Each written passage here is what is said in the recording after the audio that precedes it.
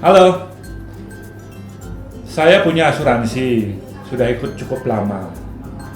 Cuman saya galau dilema ya, karena dapat informasi dan saya cek langsung di bendera lain lebih bagus. Ya, kalau asuransi saya tutup, yang saya ikutin ini, kalau saya tutup langsung, bagaimana ya? Banyak sekali nasabah yang seperti Pak Putu tadi. Mereka merasa dilema ketika ada bendera lain yang menawari dia produk lain.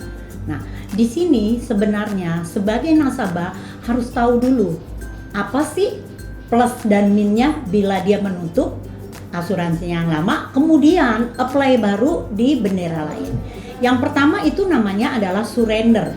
Dia berarti menutup. Nah, itu akan ada, seandainya dia ikut join di bendera lain, itu pasti akan ada namanya masa tunggu. Nah, masa tunggu itu juga akan jadi masalah jika pada saat nanti masa tunggu, kemudian nasabahnya sakit. Nah, apalagi kalau nasabah tersebut di bendera terdahulu sudah pernah klaim. Nah, ini yang kadang-kadang nasabah tidak jujur. Mereka bilang sehat. Kemudian mereka apply di bendera yang lain dengan mengatakan kebohongan bahwa menyatakan dirinya sehat. Tapi di kemudian hari ternyata pihak asuransi yang baru menemukan penyakit. Ini namanya penyakit pre-existing. Disinilah akan timbul konflik baru, di mana nasabah rata-rata akan komplain, kenapa nih penyakit saya kok tidak diklaim? Kenapa nih kok klaim saya tidak dibayar? Nah, di sini letak nasabah harus pintar-pintar memilih. Jangan termakan rayuan, oh bendera ini lebih bagus, bendera ini lebih bagus. Harus tahu dulu ya, harus tahu yang dibeli apa, yang sudah dipunya apa. Kalau memang mau menambah asuransi boleh saja ya. Tapi dilihat dulu asuransi yang lama ini apa sih manfaatnya. Kalau mau beli yang baru, apakah cukup untuk melengkapi atau memang kita mau ganti total semua produknya.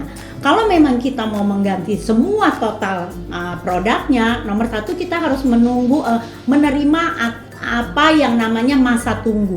Masa tunggu itu adalah masa di mana kita menunggu, nasabah menunggu maksudnya ya, maaf, di mana kita tidak bisa menggunakan kartu yang sudah kita beli di asuransi yang baru karena memang belum lewat masa tunggunya walaupun kita sudah sakit. Nah, yang kedua yang tadi saya sebut itu yang paling parah dan banyak sekali sering terjadi. Namanya penyakit pre-existing. Pre-existing adalah penyakit yang sudah ada ketika nasabah join ke sebuah perusahaan asuransi. Yang sudah ada itu bisa dari penyakit bawaan, bisa juga dari yang tadi seperti Pak Putu bilang ya, Pak Putu ternyata sudah pernah klaim di bendera yang lain, kemudian dia ganti bendera dan di sana disebut pre-existing. Itu tidak akan di cover. Ya, begitu. Jadi saran saya nih buat teman-teman yang lagi lihat video ini, mau nambah asuransi boleh-boleh aja, mau pindah asuransi boleh-boleh juga kalau memang produk lain lebih bagus.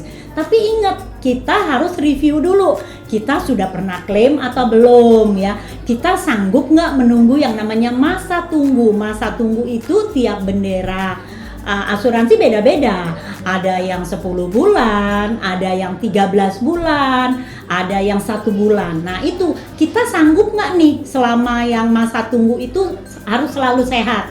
Namanya resiko kan kita tidak pernah tahu. Begitu teman-teman ya. Nah kemudian kalau teman-teman sudah punya polis asuransi kemudian mau nutup, itu kan kita disebut juga namanya surrender.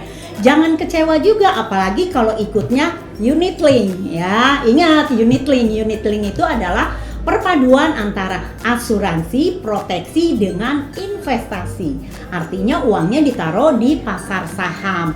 Harus paham dulu ya, jangan nanti marah-marah, kok aku nyetornya segini, cairnya segini. Karena namanya uangnya ditaruh di pasar saham kan naik turun, tergantung harga saham pada saat itu dan tergantung juga saham apa yang dibeli sama perusahaan itu. Begitu teman-teman. Jadi tidak ada salah, tidak ada benar. Mau ganti bendera boleh-boleh saja, asal tahu komitmennya, asal tahu konsekuensinya. bahwa ada beberapa hal yang memang bisa di cover atau tidak. Semoga penjelasan saya ini berguna buat teman-teman yang lagi galau kayak Pak Putu tadi ya, mau pindah asuransi atau bertahan di asuransi yang lama. Salam sehat, salam proteksi. Bye.